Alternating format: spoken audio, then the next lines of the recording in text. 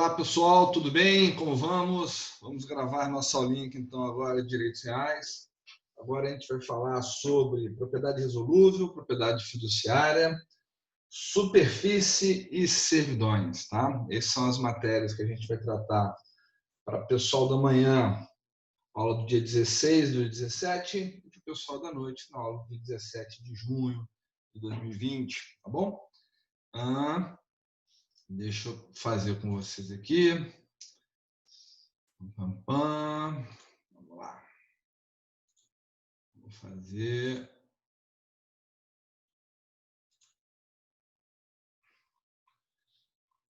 Vamos lá, gente. Está grandinho aqui, tá? Mas não se preocupem, não. Vamos falar primeiro da propriedade resolúvel, gente. Muito tranquilo, sem dificuldade. Diz que a propriedade resolúvel quando o título de aquisição está subordinado a uma condição resolutiva ou ao advento do termo. Tá? Segundo lá o baianíssimo Clóvis Bevilacqua, propriedade resolúvel é aquela que no próprio título da sua aquisição encerra o princípio que a tem distinguir, realizada a condição resolutória ou vindo o termo extintivo, seja por força de declaração, seja por determinação de lei. Então, gente, propriedade resolúvel significa o quê? Que esta propriedade, essa relação de propriedade existente, ela vai ser resolvida, ela vai se extinguir, tá? Quando o título de aquisição, o título que originou a transferência de propriedade de uma pessoa para outra, está subordinado a uma condição resolutiva ou o advento do termo. Condição resolutiva, o que é? Condição, evento futuro incerto que vai resolver aquela obrigação. Tá? Ou termo, evento futuro e certo, quando aquele termo, quando aquele evento futuro e certo vier a ocorrer. No caso da propriedade resolúvel, a propriedade ela deixa de ser plena. Tá? Você não é proprietário. Aquele indivíduo que adquire a propriedade, ele não é o proprietário pleno, tá? Porque vão pesar sobre ela alguns ônus reais ali, de modo que essa propriedade ela é limitada. Tá? Tem uma discussãozinha sobre natureza jurídica, a gente vai verificar na aula direitinho. O Código Civil acabou adotando as duas, tá? Não deixe de ter noções gerais de condição de termo, mas com a aplicação dos direitos reais a partir do momento que isso fica vinculado ao registro, à matrícula do bem imóvel ali, tá?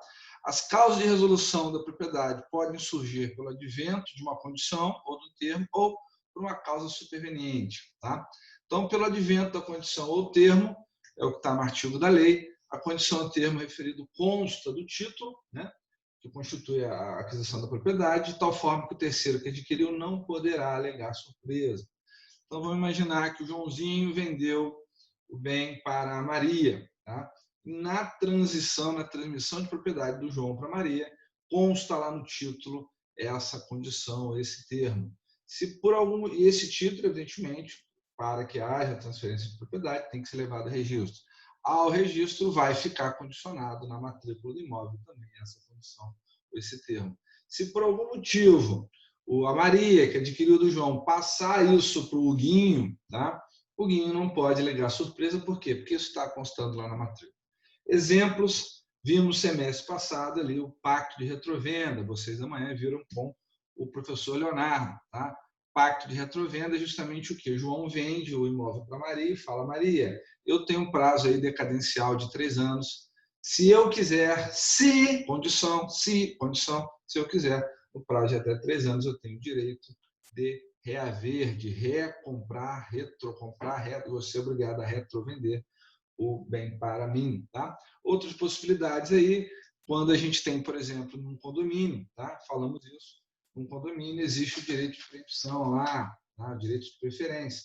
Se não foi dado ao condômino o direito de compra de preferência na aquisição da propriedade, esse condômino pode entrar com uma ação, depositar o preço e haver para ele a propriedade. Então, aquele indivíduo que havia comprado perde, tá? A propriedade para ele é resolúvel, se não for ajuizada a ação no prazo decadencial, salvo engano, de 180 dias. Tá? Tá na lei, a gente fez depois.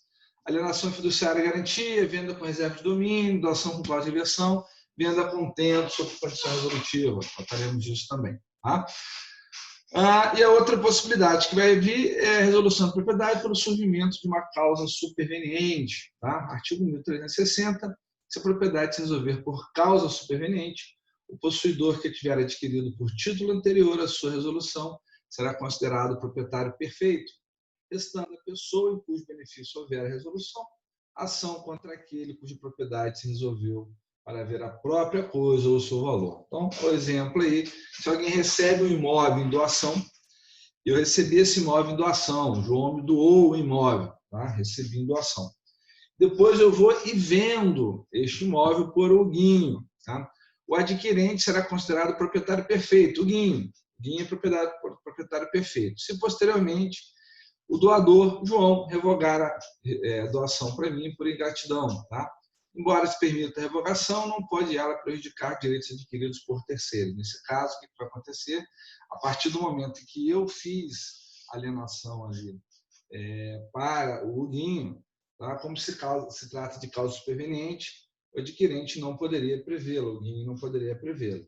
O doador, nesse caso, João, só poderá cobrar do donatário Daniel o valor da coisa, porque nesse caso não pode ser cobrado nada do Guinho, porque o Guinho é adquirente de boa-fé. Tá? Como sempre, o direito brasileiro protegendo o terceiro de boa-fé. Bom, vamos falar disso melhor lá. Propriedade fiduciária. Gente, propriedade fiduciária é outra questão muito interessante também.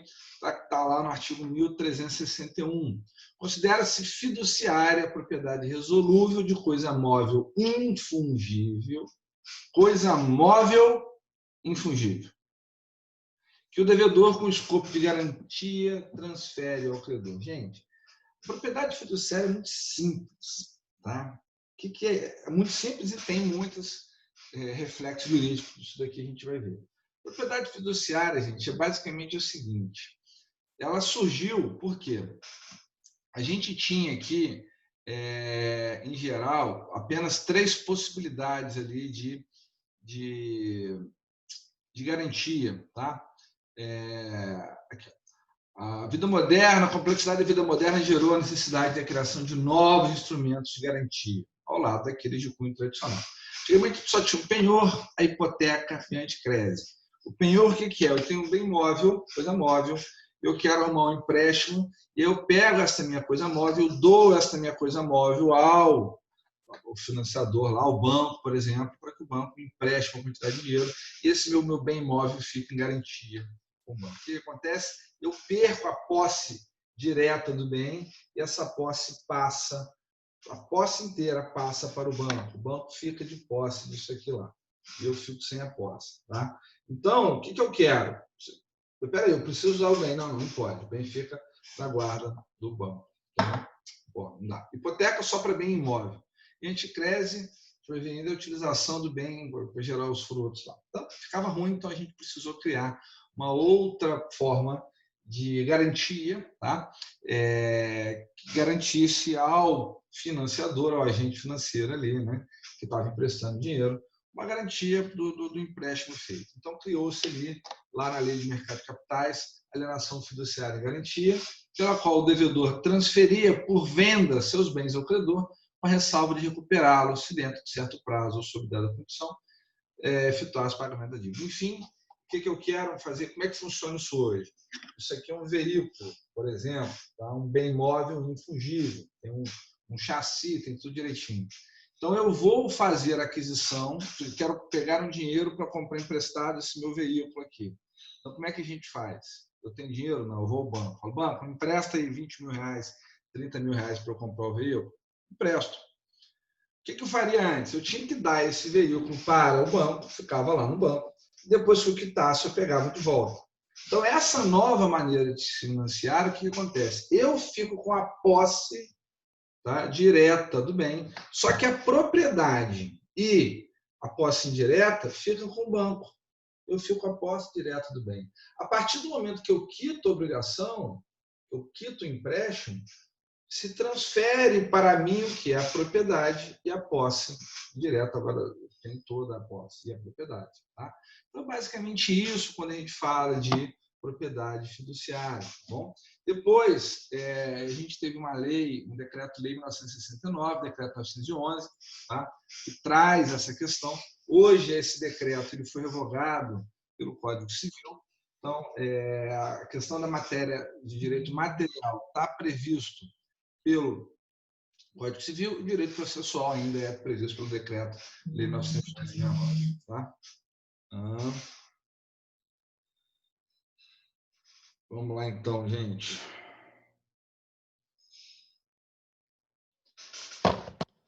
E aí a gente vai falar da propriedade fiduciária, que ela é bem grande, né? Qual as características dela, transferência do domínio do bem imóvel para o credor, o banco passa a ser o proprietário do bem, tá?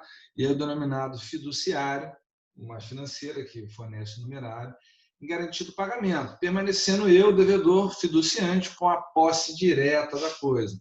De novo, o proprietário, o banco, fica com a propriedade, com a posse indireta, e eu com a posse direta.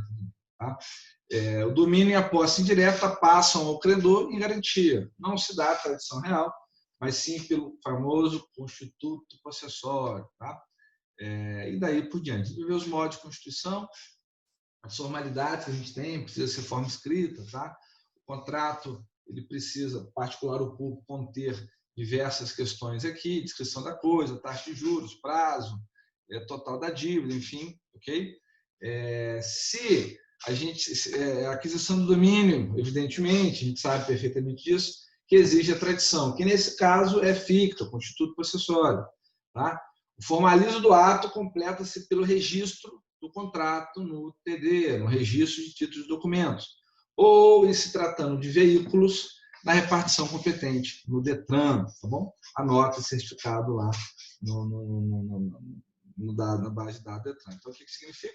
Bem móvel, infugível, exceto veículo. A gente vai pegar esse contrato formal, escrito, vai levar registro no cartório de títulos e documentos. Se for veículo, não precisa de levar no TD. A gente vai simplesmente pegar esse contrato e vai fazer o registro disso lá no DETRAN. Tá? Os efeitos disso, desdobramento da posse, então a gente já falou bem disso.